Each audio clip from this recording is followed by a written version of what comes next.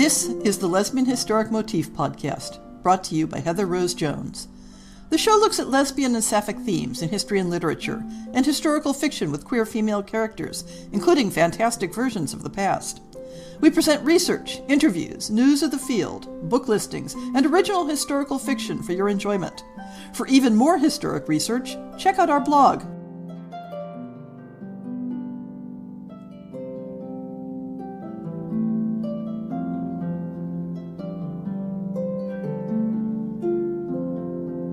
This week is the 250th anniversary of Jane Austen's birth, which inspired me to reprise an episode from 4 years ago looking at sapphic themes and possibilities in Austen's work.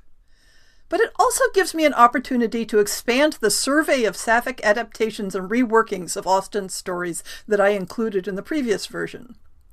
There have been a lot of them in the last few years. So this podcast will begin with a rerun of the previous episode, and then at the end I'll discuss more recent books. Keep in mind that references in the reprised material to last month and the like refer to the original air date. In that part, I mentioned the out-of-print story Margaret by Eleanor Musgrove, which I was subsequently able to contract for an audio version on the podcast. You can find a link to that episode in the show notes. It's not that I plan to take a tour through iconic figures of English literature, but sometimes one idea leads to another. Last month's Shakespeare episode inspired me to tackle a much more promising author when it comes to sapphic possibilities, Jane Austen. What? I hear you exclaim. That ultimate author of heterosexual romances? Setting aside the alternate literary theory that marriage is not the prize in Austen's works, it's the side plot to socioeconomic horror stories, we aren't talking about the canonical texts today, but about the structures and relationships embedded in the books that offer a branching point. A place the story could diverge and become a same-sex love story seamlessly and naturally. In point of fact, there are same-sex love stories threaded throughout the books. It's only that they step aside for the relentless imperative of heterosexual marriage. There's something about Jane Austen's work that has inspired endless retellings, resettings, and reimaginings. Whether it's a matter of telling the existing story from a different point of view, or extrapolating the experiences of the characters after the final page, or mapping the personalities and situations onto the modern day, there's an entire industry dedicated to giving us more Austen. Given that, it's somewhat surprising that we don't see more lesbian interpretations. Interspersed with this discussion of the novels and their sapphic possibilities, I'll talk about some of the original historical fiction that I've found that takes off of those possibilities. But let's start with the ingredients we have to work with. I'm not only looking at the central characters of the stories, but at the whole range of characters and relationships that might serve as inspirations, as well as how the social structures of Austen's period either enable or hinder women's same-sex bonds. The key questions here are: what types of bonds and connections exist between women outside the immediate family? Are they the intimate friendships of people of equal station and similar interests? Do they involve the dependency of an unpaid companion, marked by a difference in finances, social station, and perhaps age? Is it a mentor relationship, where a more experienced woman teaches and guides another woman into flowering? Which of these connections are fertile ground for romantic potential? Here, a certain amount will depend on what type of story is being written. Austen's heterosexual characters do not always constrain themselves to pursuing the unattached. Historically, the social divide between male and female spheres has meant that women often formed passionate same-sex bonds in parallel with marriages with men.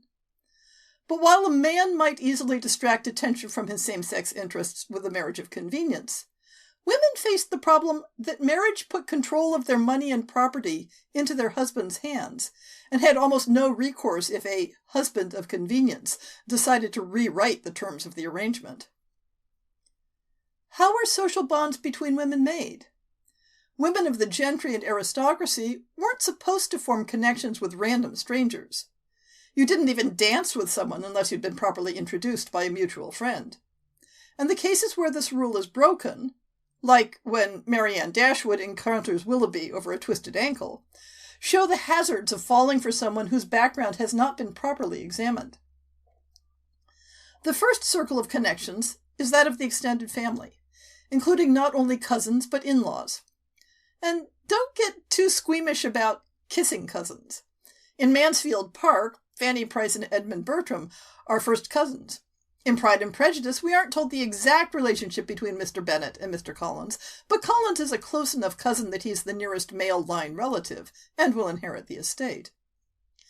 In Emma, two sisters marry two brothers. So consider that your heroine's entire extended family is fair game for romantic potential. The next circle of potential is the existing friends and acquaintances of your relatives. Business associates, longtime neighbors, people that they were introduced to by existing connections, school friends. And let us not exempt your heroine's schoolfellows as a means of putting her in contact with new faces. Many of Austen's heroines have been homeschooled, as was common for women of that era, while their brothers would more commonly be sent away for formal schooling. But in Persuasion, Anne Elliot and her sisters went to boarding school, and that's where she made a crucial friendship with Mrs. Smith. Another means of making new connections, somewhat related to the previous, is the sponsorship of a related party who takes the heroine under her wing and moves her from her immediate family to a new household context.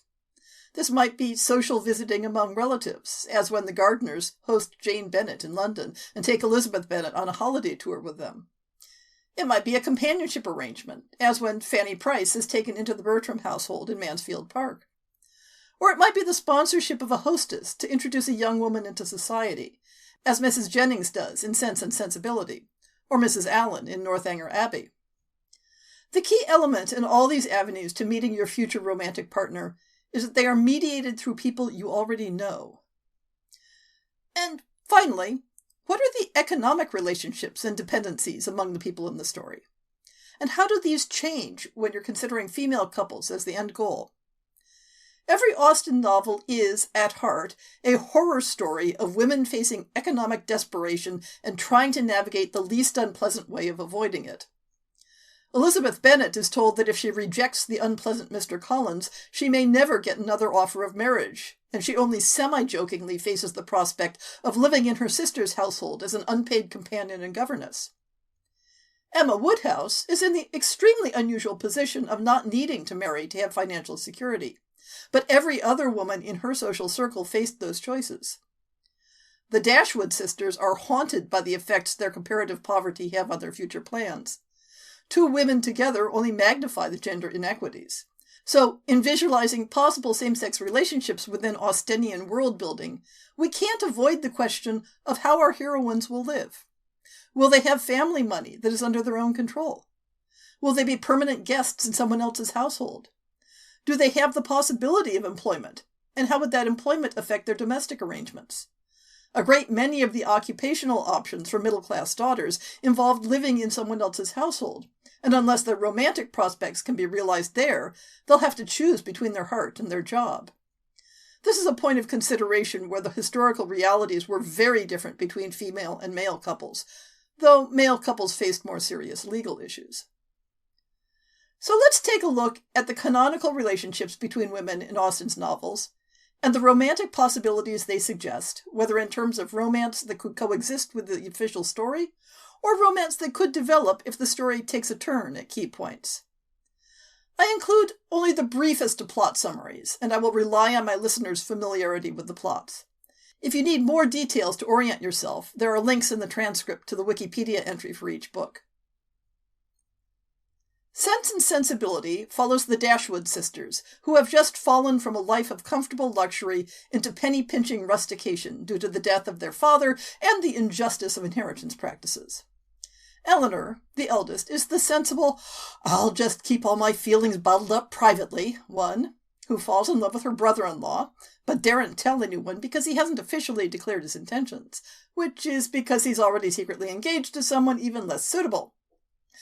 Marianne is the flighty, emo, I wear my heart on my sleeve one, who disdains the romantic interest of the stable, brooding, property neighbor for the fun of being courted by a spendthrift rake who will throw her over for an heiress. The most relevant theme in Sense and Sensibility is the opportunities for mixing in society that the sponsorship of a hostess provides. The Dashwood sisters are given a chance to spend time in London due to the hospitality of Mrs. Jennings, a relative by marriage, who loves to make matches and provide social opportunities for young people. The Dashwood sisters fall only marginally into the role of companions to her. They are expected to provide company, an excuse for socializing, but their hostess doesn't emphasize their dependence on her. If Mrs. Jennings were closer to the sisters in age, we might look for romantic potential within this arrangement. In a parallel but contrasting position, the Steele sisters, Lucy and Anne, have also been invited to be guests of Mrs. Jennings, but soon accept a different invitation that places them in a more classical companion situation in the home of John Dashwood, the half-brother of the Dashwood sisters, where they are expected to attend on Mrs. Dashwood, entertain her young son, and to flatter and toady to her. The third strand of unattached female characters comes in the largely off-screen person of Eliza Williams, who was caught in a mother-daughter tradition of illicit love affairs and unwed motherhood. This places her in a very precarious position, but also removes her from the default expectations regarding marriage. The strongest bond between women in this book are between pairs of sisters, which is an unfruitful angle for same-sex romance. This is a story full of unusually solitary women without connections to non-familial equals. To create some romantic tension, we could turn to an enemies-to-lovers scenario. Eleanor Dashwood and Lucy Steele are tied to the same man, a man who had no business attaching either of their affections at the time that he meets them. Lucy, because he was too young and dependent to make such a commitment. Eleanor, because he was already engaged to Lucy when they met. In the book, Lucy's greed leads her to ditch her fiancé, thus allowing the passively patient Eleanor to step in. But what if there was a little more heat underlying their conflict? What if they came to a point of comparing notes and realized that wishy-washy, indecisive Edward wasn't worth their time, and they made alliance together instead? Given that they both had familial ties to the wealthy Mrs. Jennings, whose own daughters were safely married off, the lack of financial stability that marriage might have brought could find a substitute by Eleanor and Lucy taking up a joint position of protégé companions to Mrs. Jennings. There would be enough contrast of personalities between the three to provide useful conflicts in the plot. Marianne is a bit more tricky. She's so self-involved for so much of the story that there aren't really alternate possible connections to build on. But there's always the youngest Dashwood sister, Margaret, who shows at least a few signs of independent thinking and adventurous spirit that might suggest a non-normative life path. And then there's the new single mother, Eliza Williams, who was highly unlikely to achieve a respectable marriage given her situation, regardless of the wealth and standing of her patron, Colonel Brandon. Eliza is a solid candidate for being granted a financial allowance that would enable her to establish a quiet household with a female companion. In the story Margaret, by Eleanor Musgrove, in the anthology A Certain Persuasion, we find just that arrangement. Margaret Dashwood longs for the joy of a female confidant and friend with whom she can share her doubts and uncertainties about the prospect of marriage. She finds that friend when she is solicited to lend respectability as a lady companion to the household of Colonel Brandon's ward, Eliza, and her young son, who bears a noticeable relationship to their neighbor Willoughby. And Margaret discovers that companionship can lead to love. I found this story to be a realistic study of the fine lines between respectable and scandalous for unmarried women of Austen's era. I particularly appreciated that it presents a realistic picture of how women might broach the subject of turning companionship into something more passionate without forcing modern attitudes and understandings onto the women. And then there is always the option of gender-flipping the canonical male love interest. But could it be done while remaining true to the social structures of the time? Edward Ferrars is the eldest son, and thus his family sees his marriage as a dynastic matter, not to be left to individual choice. But the position he finds himself in, with a prospective spouse selected for him based on wealth and social standing, is in many ways more typical as a female experience. And the financial position he's put in when disinherited is the expected reality for many daughters. What if it were Edith Ferrars instead, who stubbornly resists her mother's instructions to marry because of a pre-existing attachment of the heart? Before raising the objection that a same-sex commitment would be historically implausible to offer as a bar to marriage, this is very much the situation that Sarah Ponsonby was in when she eloped with Eleanor Butler. One could even retain the conflict between that foolish promise to Lucy Steele and a more passionate attraction to her sister-in-law Eleanor Dashwood. In an age when familial ties, however tenuous, were one of the most certain ways of meeting eligible prospects, the sister of a brother's wife would be a natural candidate for a potential relationship. Exactly this sort of gender-flipped retelling appears in Eleanor and Ada by Julie Bozza, also included in the anthology A Certain Persuasion. There has been a certain reorganization of family relationships. Instead of Ada being the brother to John Dashwood's wife Fanny and to Robert Ferrers, she is a cousin of theirs and something of a family poor relation. She's been serving as governess to the Steele sisters, rather than being tutored by their uncle, and had formed an indiscreet connection with Lucy Steele, who now holds certain letters over her as earnest for a promise to have Mrs. Ferrers set them up with an independent household. With these alterations, and the eventual substitution of a position as village schoolmistress at Delaford rather than the ecclesiastical living that Edward was granted, the story otherwise follows the plot of Sensibility very closely. Rather too closely, perhaps, as it traces out the entire plot of the novel in the space of a short story, which makes for a great deal of summarizing and plot outlining, as well as recycling significant chunks of text from the original story. One feature of Austen retellings that I'm not always fond of, alas, is when authors reuse the existing text with only minor revisions. Pride and Prejudice is, of course, the queen of the Austen novels in terms of the number of times it has been adapted, reworked, reimagined, or spun off from. The clock is ticking for the 5 Bennet daughters, whose only hope of comfortable futures is snagging suitable husbands with only a pittance of a dowry to attract them, as their father's estate will be passed to a male cousin. You have the pretty, modest, sweet-tempered one who falls in love with a jolly, easily manipulated man.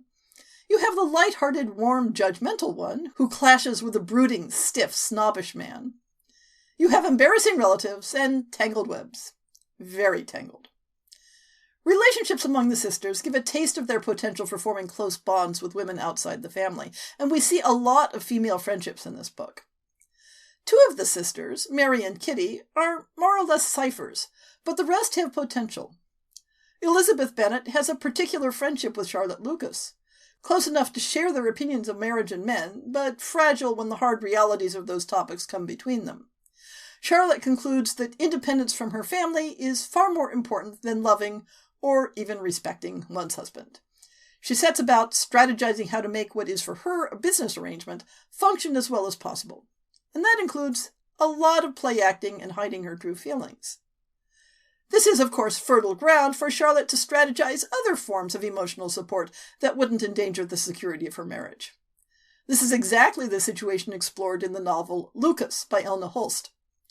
Rather than redirecting the plot of Pride and Prejudice into an alternate timeline, it takes Charlotte Lucas, now Collins, past the end of the book and gives her a very passionate romance with a non-canonical character, all described in letters to her friend Elizabeth that she never dares send. And it was her earlier crush on Elizabeth Bennet that helped her recognize what she now feels.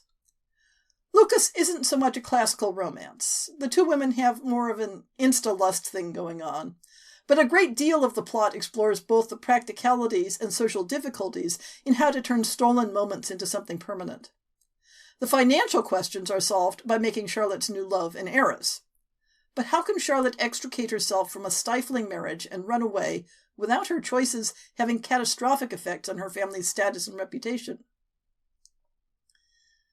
Another author might find equal potential in exploring that alternate timeline in which Elizabeth convinces her not to throw away her hope of love for the security of Mr. Collins, in which Elizabeth never has the change of heart for Mr. Darcy, in which the 2 of them find some future together. It would be a difficult future indeed, with no source of independent income on either side, and that problem would provide some excellent plot conflicts. They might find themselves eternally guests in the home of relatives, either making a constant round of sequential visits, or settling in somewhere and trying to make themselves useful enough to be welcome. It would be a challenge to do so together, but it might be an interesting story. The youngest Bennet sister, Lydia, for all her heedless self-centeredness, also seems to make friends easily. Her bond with the Colonel's young wife snags her a chance to spend time in Brighton and enjoy the freedom of separation from her family, where she could form new connections. While it's hard to imagine the canonical Lydia falling sincerely in love with anyone but her own self-image, I could easily imagine a spicy adventure in the militia camp at Brighton, with Lydia having a sexual awakening with her female friend that spurs her decision to make a bold move to try to snare Mr. Wickham. It's hard to imagine the canonical Jane Bennet straying from her fixation on Bingley, but let's see if we can come up with some scenarios. A theme that comes up in a number of real-life 19th century passionate friendships is marrying your friend's brother in order to establish a formal bond with the woman you love. What if Caroline Bingley's interest in befriending Jane was more personal? Caroline might be seriously conflicted about furthering Jane's relationship with her brother if she had a personal emotional stake in the matter. And the canonical Caroline's interest in pursuing Darcy herself need not be removed from the equation. Caroline has family money that isn't tied to property, and though one might guess that it wouldn't be enough to maintain the high life she's currently enjoying as her brother's hostess, it would certainly be enough for a more modest independent establishment if she were willing to make that sacrifice. The established personality of Caroline Bingley offers a number of possibilities. Kate Christie's Gay Pride and Prejudice builds on some of the parallels between Caroline and Darcy's personalities and asks, what if it was the prickly, sparring relationship between Lizzie and Caroline, rather than the one between Lizzie and Darcy, that developed into love? The author does a thing I've seen in a number of Pride and Prejudice pastiches, where she retains a vast amount of the original novel's language and simply tweaks it here and there to make the building blocks tell a different story. I confess it's a technique I'm not fond of, and it made it hard for me to enjoy the story. I would love to have seen the romantic premise tackled in an original story rather than in this name-swapping fashion. I said that the middle sisters, Mary and Kitty, are ciphers, but that doesn't mean we can't see possibilities for them. What if Mary's priggish disdain for the expected preoccupations of a young woman is cover for a deep discomfort with normative expectations? Without the conventional beauty and vivacity of her older and younger sisters, and given the family's financial constraints, her marriage prospects must look dire. But what if that were a relief to her? And what if, after resigning herself to staying at home as her mother's support and companion, she meets someone who encourages her to believe happiness is possible? There are the usual financial concerns. If she falls in love with a woman who has little more than pin money, the only realistic option may be for her beloved to move into the Bennet household. But if we look ahead to the day when Mr. Bennet dies and the remaining Bennet women must make other arrangements, perhaps a frugal establishment in Bath would serve. Frugal enough that Mary and her friend must share quarters, naturally. My imagination is already spinning away with that one. I've always felt that Mary deserved more sympathy than she gets in the original story. Another unpaired woman whose circumstances offer her wider possibilities is Georgiana Darcy. As an heiress, she has many more options than the Bennet sisters have. And as an heiress, naturally she would be much sought after by male suitors. But her brother and guardian has already fended off one fortune hunter in Wickham, and seems likely to take an overprotective stance towards Georgiana's future. That could mitigate the social expectations for marriage long enough for her to find some nice girl to fall in love with. Maybe someone who could help improve her self-confidence and bring her out of her shell a little. Anne de Bourgh is in a similar situation to Georgiana, an heiress in an overprotective household, but where Georgiana benefits from the loving protection of an elder brother and might be given space to discover her own desires. Anne is stifled and erased by an overbearing and autocratic mother, who, to be fair, takes the same attitude towards everyone in her orbit. Anne has never been given space to have her own desires in the least thing, and you can be certain that when Lady Catherine de Bourgh decides that her daughter will marry, Anne's wishes will count for nothing. So setting Anne up in a potential same-sex romance has a lot of challenges that could make for a satisfying plot. There are a lot of directions that such a story could go, and Molly Greeley's The Heiress, The Revelations of Anne de Bourgh, tosses some additional challenges into the mix, such as a laudanum addiction, begun to quiet a colicky infant, but continuing into young adulthood, leaving Anne sickly and sleepwalking through life. Once Anne decides to break free both of laudanum and her mother's control, the first true friend she makes in London evolves into romance, though I would consider this more a literary novel than a romance novel by genre. The relationships and their difficulties are very realistically depicted, as is both the addiction and the process of escaping it. Greeley's prose is gorgeous and well suited to the story she tells. This one gets a high recommendation from me. The most popular way to adapt Pride and Prejudice as a contemporary lesbian romance is a simple gender flip on the Darcy character. But gender flipping can be a lot trickier in a historic setting, if key aspects of the character are rooted in gendered social and legal structures of the time. A female Darcy in the early 19th century would be unlikely to be fabulously wealthy with an inherited estate such as Pemberley. The entailments that functionally disinherit the daughters of the Bennet and Dashwood families had the specific purpose of keeping real estate within the male inheritance line, however convoluted the connection, and keeping other wealth tied to the real estate for its maintenance. And Emma Woodhouse, as we'll discuss in a bit, was definitely something of a unicorn. It would be easier to imagine Bingley flipped to a female character. His family made their money in trade and have no inherited estate, a significant plot point. Furthermore, Darcy's solicitous concern for Bingley's welfare might make more sense with a female Bingley, although one would need a different context for the friendship between the two. There are clear possibilities in that direction. While it isn't a direct mapping of Pride and Prejudice, Barbara Davies' Frederica and the Viscountess borrows some recognizable motifs from the books with a gender-flipped Darcy equivalent. Davies has made it work by not aiming for a direct parallel of the canonical plot. While the protagonist, Frederica, who fills the Lizzie role, is contemplating the unlikelihood of another proposal if she turns down her tedious suitor, who is clearly modeled on Mr. Collins, and while Frederica must beg the assistance of her love interest in rescuing her younger sister from the clutches of a seductive scoundrel, with elements borrowed both from Wickham and from Willoughby of Sense and Sensibility. That love interest, Viscountess Norland, rather than being a direct Darcy parallel, uses a trope belonging solely to sapphic historicals. Scandalous, cross-dressing, devil-may-care, aristocratically privileged, and just the person to entice our heroine to reach for her dreams. By not trying to create a female Darcy, the author has the freedom to provide a backstory that works for the times. The Viscountess is married, but believed to have deserted her husband, thereby making her both independent and outside the concerns of ordinary propriety.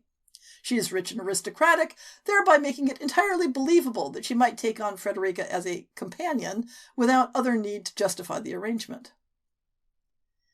If gender flipping is tricky within the context of the Pride and Prejudice canon, gender disguise, that trope so beloved of sapphic historicals, is even more complicated. When you look at the circumstances of persons assigned female who tranced gender before the 20th century, a strong theme is that of disconnection from the birth family and community of origin.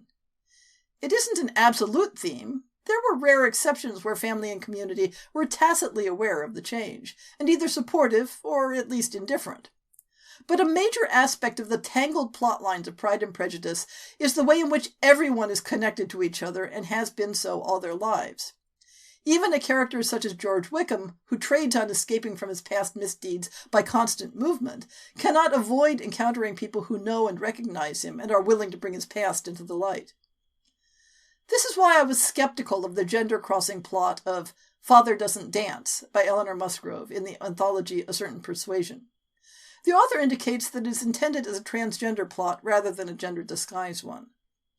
The premise is that the two Darcy sisters, with the support and assistance of their cousin, the future Colonel Fitzwilliam, decide to derail the entailment of Pemberley to a distant cousin by having the elder sister become her non-existent, long-estranged brother Fitzwilliam.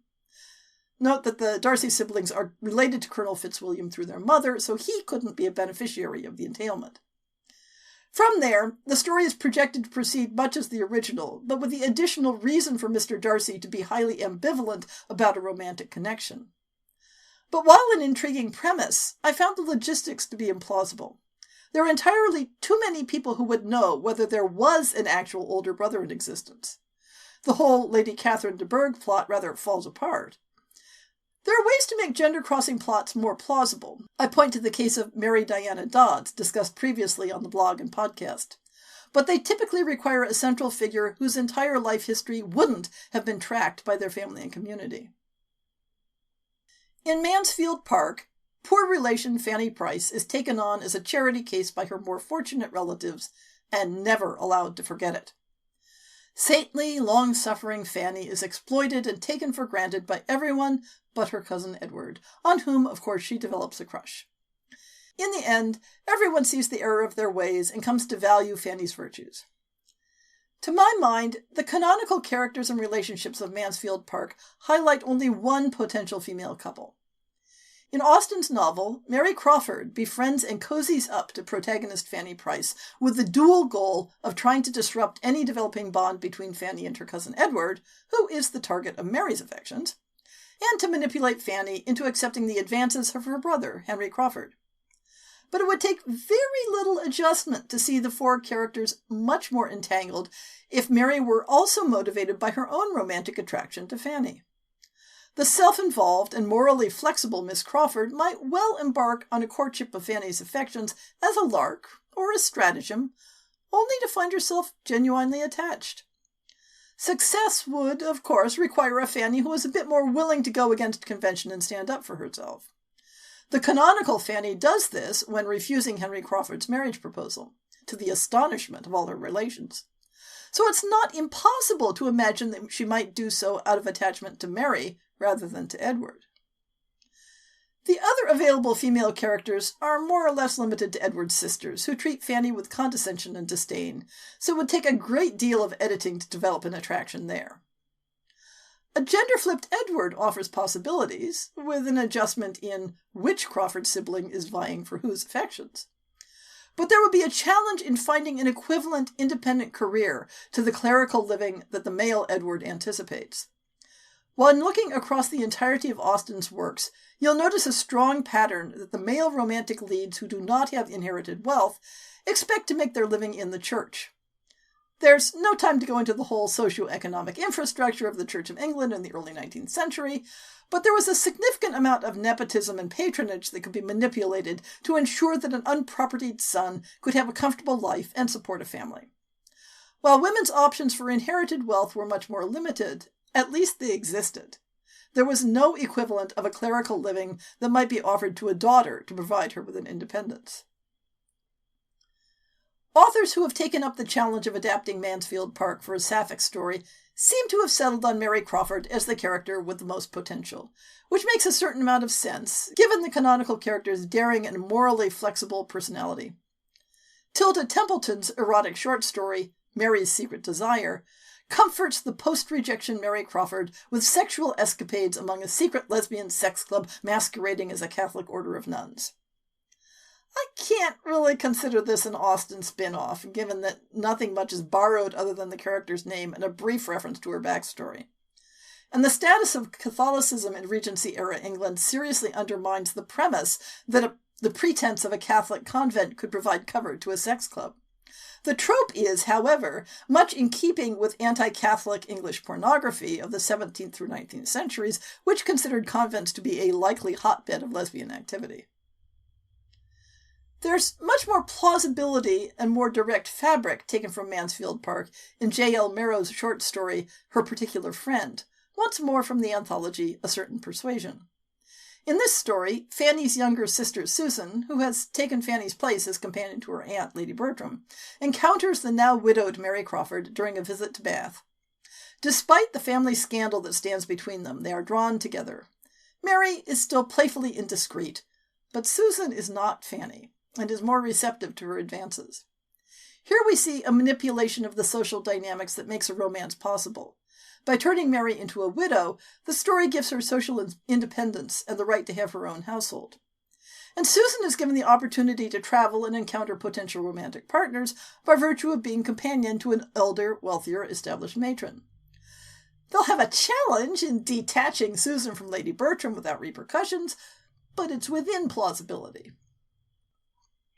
I've been going through Austen's novels in their publication order, but at this point, I'm going to save Emma for the finale and move on to Northanger Abbey. Northanger is Austen's tribute to the Gothic novel and the young women who love them. And like many of her works, it's a tribute to the process of looking beyond superficial appearances to find happiness and security with a well-suited partner. Catherine Morland, like many of Austen's heroines, comes from a family of comfortable but modest means, and is given entree into a wider world courtesy of a more wealthy neighbor couple who take her under their wing for a season in Bath. Once again, she fills a companion role, but more of a protege like the Dashwood sisters, rather than a dependent, almost servant like Fanny Price. In Bath, she meets two sets of siblings who form the majority of the context for the story. Isabella and John, the children of her patroness's friend, and the wealthy Tilney siblings, children of a cold and distant widowed father. Kind and loyal Eleanor, handsome, clever Henry, the love interest, and rakish Frederick, the disruptive force. Catherine forms close friendships with both Isabella and Eleanor, though Eleanor's friendship is the more loyal and enduring. There's some great story potential in a love triangle involving the three of them, where Catherine learns which of her friends truly returns her love. A happy ending in which Catherine becomes a long-term companion to Eleanor, rather than marrying her brother Henry as she does in the original, is structurally plausible, although it requires some management of Catherine's past conflicts with Eleanor's father if they are to gain a solid financial standing from that direction. Or maybe Catherine will become a successful author of Gothic novels herself, and the two can live comfortably in a modest establishment in Bath, as many such female couples did. It's harder for me to come up with other sapphic scenarios from Northanger Abbey, perhaps because it's the Austen novel I'm least familiar with. Isabella has some possibilities, I suppose. The canonical character is driven primarily by a desire of securing herself a wealthy husband, first pursuing Catherine's brother James when she mistakenly believes that family to be wealthy, then succumbing to the seductions of Frederick Tilney, who actually does have expectations of inheritance, but alas, no morals or intention of marrying her. Whether one follows the original story to its end, with Isabella's reputation ruined, and then finds a different direction for her life, or perhaps branches the story off earlier and gives her a female rake to run off with instead, she does seem the sort to defy convention given sufficient incentive. Persuasion has a plethora of female characters to work with. The three Elliot sisters, Elizabeth, Anne, and Mary, Elizabeth's very special friend and companion, Penelope, and there's an obvious pair to rewrite as romantic. The Musgrove sisters, Mary's in-laws, Louisa and Henrietta, and Anne's now widowed school friend, Mrs. Smith, with whom she clearly has a strong emotional bond. Of these, two pairings are the most obvious to adapt as romantic couples. Elizabeth and Penelope are canonically framed as antagonists to the central character, Anne, with a complex rivalry around strategizing for relationships that bring both personal security and access to the status of the Elliot title, which will go to a distant male cousin. If a theme around inheritance is obvious in these summaries, it isn't Austen's theme, but the rigid structures of English law. Primogeniture is a bitch, and a glaringly obvious reminder of patriarchy in its most literal sense. In canon, Penelope plays the role of companion to Elizabeth, the embodiment of the toad-eating dependent. She is also suspected of having her sights set on enticing the elder Sir William Elliot into marriage, while settling for a less formal offer from the younger Elliot. The younger Mr. Elliot, in the meanwhile, is pursued by Elizabeth as a means of retaining her social status through marriage, as well as the usual goal of simple security. But he, in turn, has set his sights on Anne, a more congenial partner, with the aim of gaining leverage to foil Penelope's ambitions, though presumably Elizabeth would have done just as well for that purpose. But what if, in the midst of all these plots, there were also a genuine romantic attraction between Elizabeth and Penelope? One that is greatly complicated by the practical considerations of their conflicting goals. If they were willing to settle for the status quo, at least for as long as Sir William survives, they're well set up to do so. But either of them reaching for more conventional life goals would disrupt that balance, and Sir William won't live forever. The canonical Anne Elliot is solidly fixated on what she believes to be her lost chance with Captain Wentworth, which is a bit hard to work around, even if we go into an alternate timeline where Wentworth carries through with what he believes to be his obligation to marry Louisa Musgrove. Would Anne, in that case, have a chance to find that her feelings for Mrs. Smith were more than friendship and the remains of hero worship? Anne finds meaning in being needed, and Mrs. Smith is definitely in need. Their financial circumstances would be dire unless Smith's property interests are sorted out and are substantial enough to support both. There's also an ethical issue for a modern author in that the location of Mrs. Smith's property in the Indies strongly implies that any income would derive from enslaved labor. But that's part of the landscape of Austen's world. There are no clear candidates for same-sex romances for the Musgrove sisters, alas. But if we want to dig into backstory, one might also speculate on the obviously close bond between the late Lady Elliot and Lady Russell. An intimate friend, the text says, who had been brought by strong attachment to move to live near the Elliots, though it's unclear whether this happened after she was widowed or before. Lady Russell's attachment to her friend was of a nature that she considered herself a second mother to her daughters, yet also of such a nature that marrying Sir William was never on the table. Yes, one could definitely build a sapphic romance on those bones if one were comfortable with it existing in the context of the women's marriages. If one chose, instead, to continue focusing on the Anne Wentworth romance by playing with gender, there are clear possibilities. A gender-flipped Wentworth would need an entirely different career than the Navy. A situation where Anne wanted to set up housekeeping with a beloved female friend, but was persuaded not to do so on the basis of the friend's precarious finances and lower social status, would work perfectly. How would they meet? In the same way as the original text, the enticing Miss Wentworth would be staying in the neighborhood, visiting her brother, the curate. The options for allowing Miss Wentworth to rise in the world, both in terms of status and fortune, are more limited than they would be for a man. A strategic marriage and convenient death for the spouse would be the most plausible, but a legacy from a relative that was improved by clever investment is also possible, and more in parallel with the idea of someone who rose in the world by their own merit and effort. A gender disguise plot brings up intriguing possibilities. The Regency was the tail end of the era when people assigned female were successfully enlisting in the British military while being read as male. Some were quite successful on a long-term basis, such as Dr. James Barry. Motivations were various: economic opportunity, gender identity, or as a means to enter into marriage with a woman. In military contexts, it was common for such persons to engage in flirtations or even marriages with women, whether as a bolster to their male presentation or from personal desire.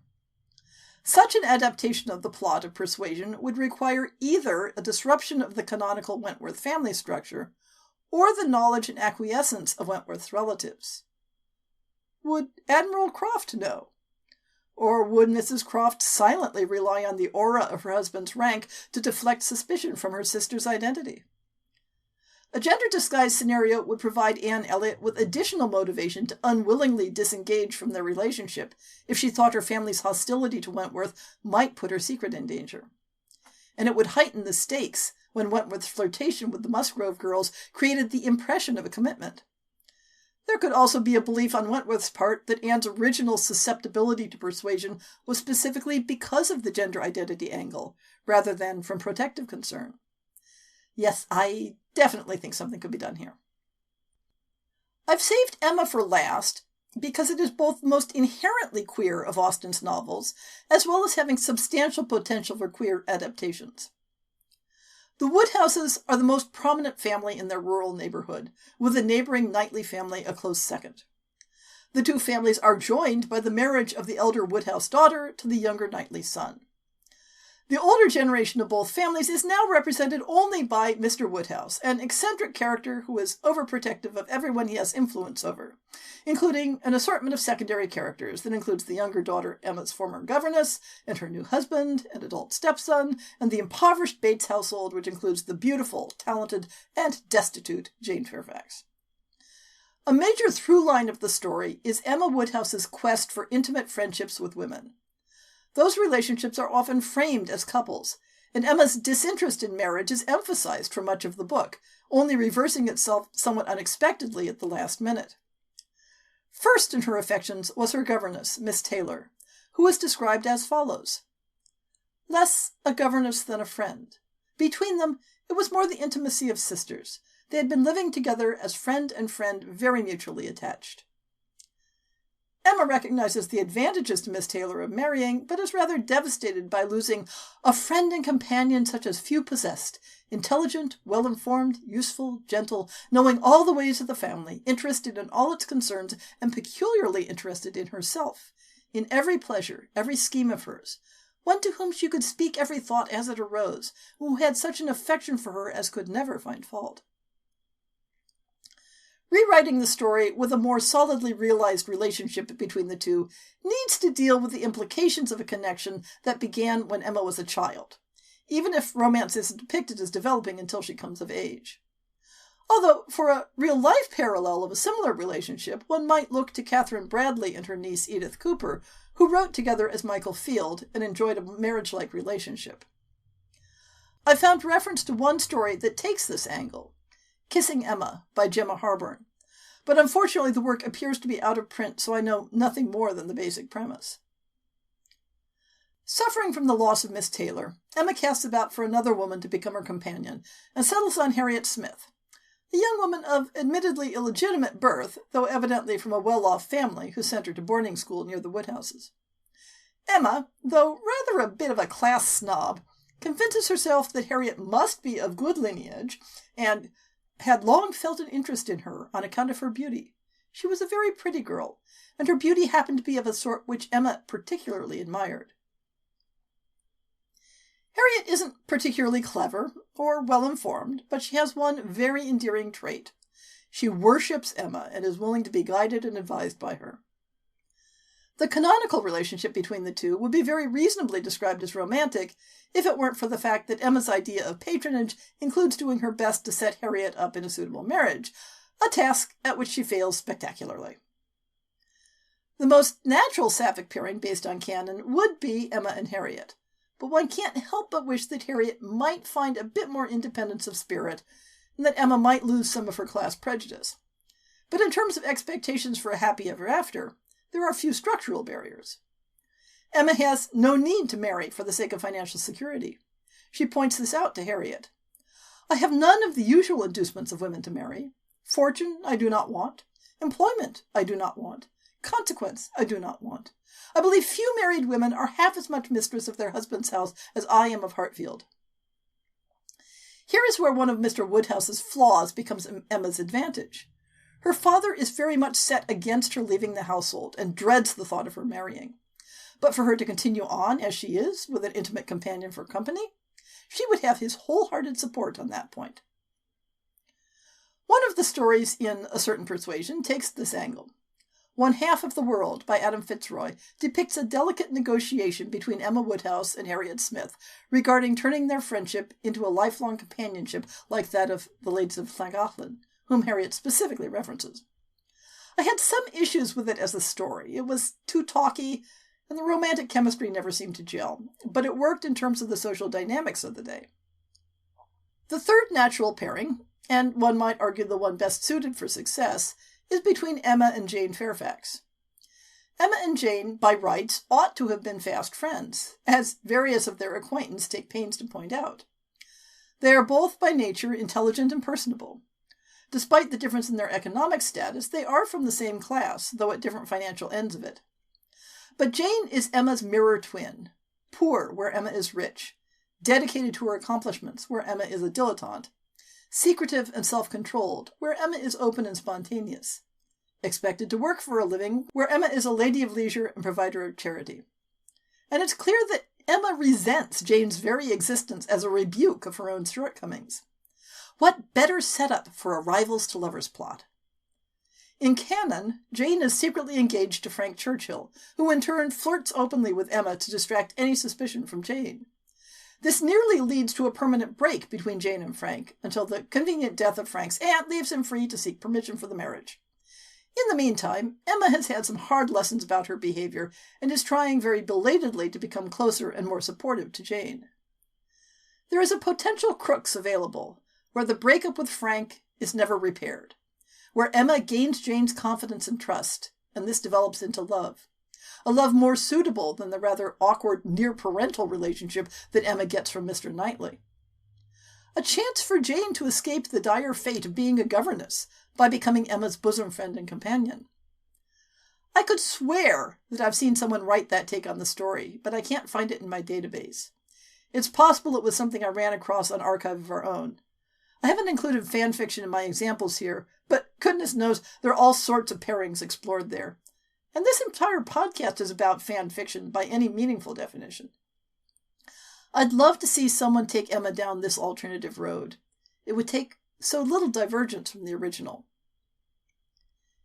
If one goes into minor characters or gender-flipping possibilities, there are other ways to queer Emma. But since the canonical female relationships are so rich, let's leave it at that. I hope I've demonstrated how sapphic romances can easily be constructed on the bones of the social and historical dynamics of the past, and how some of our favorite classic authors wrote stories that are already much closer to being sapphic romance than you may have thought. This episode inspired me to do a special bonus fiction show.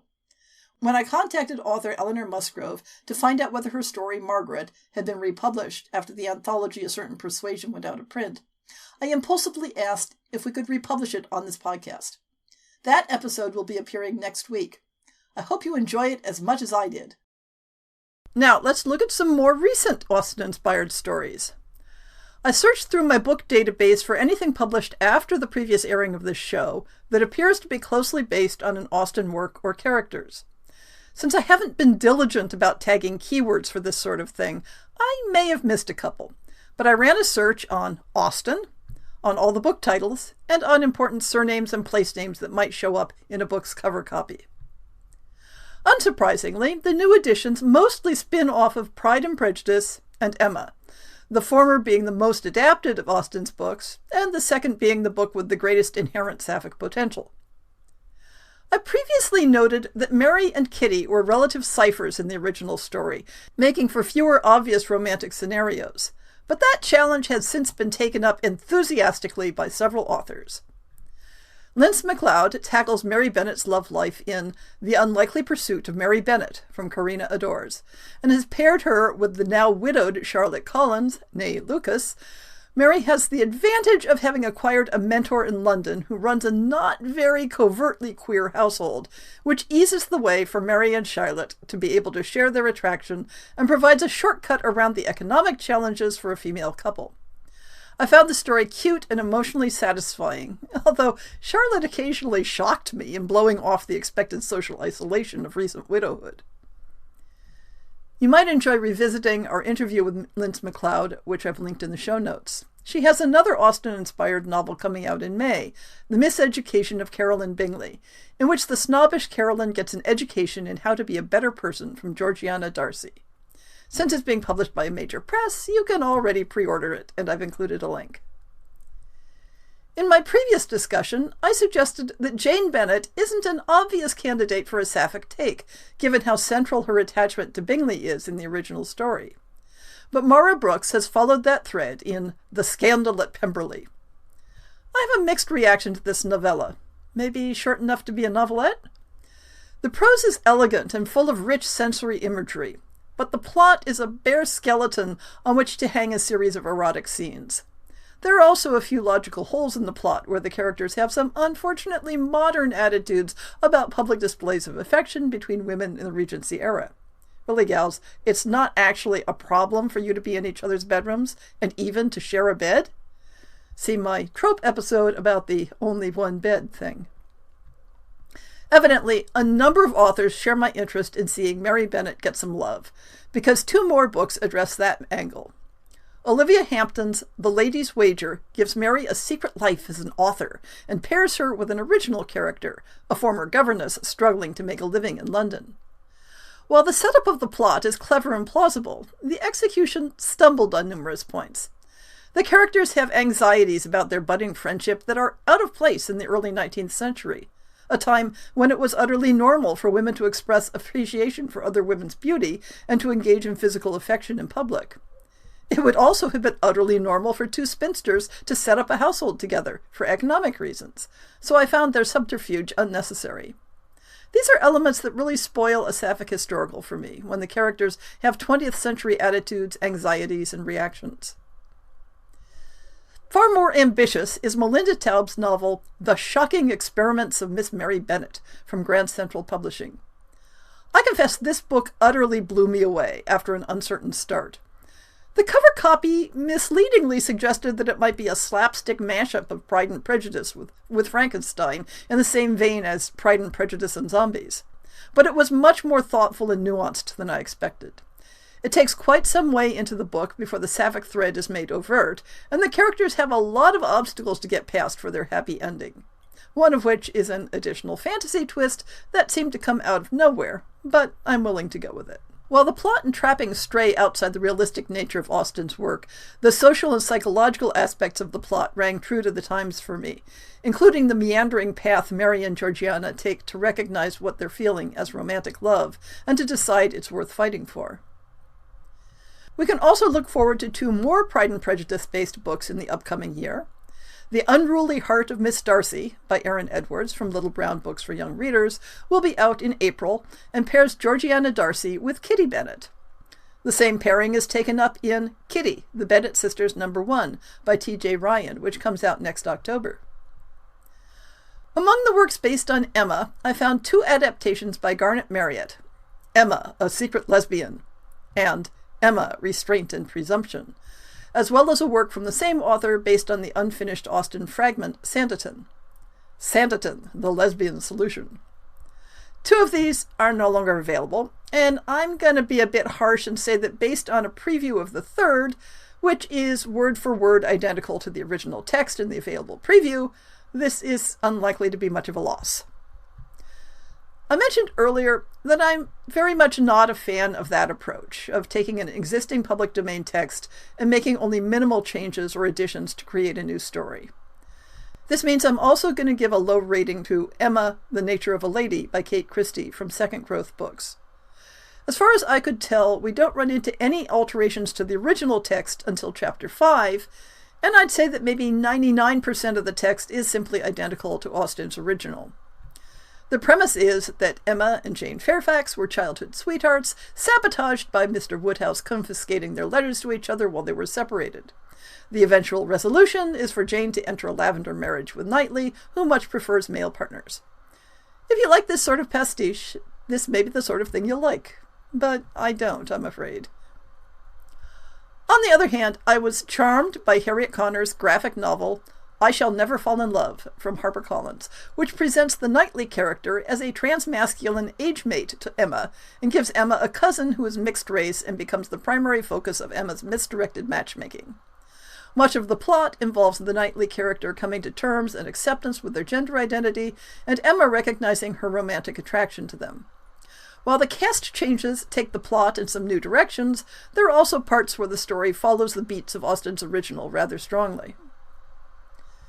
So, there you have it. A total of nearly 24 Sapphic Austen stories, half of which have come out in the last 4 years or are about to come out. We live in quite a time of luxury. If you know of any adaptations I haven't mentioned, let me know about them, and I'll spread the word.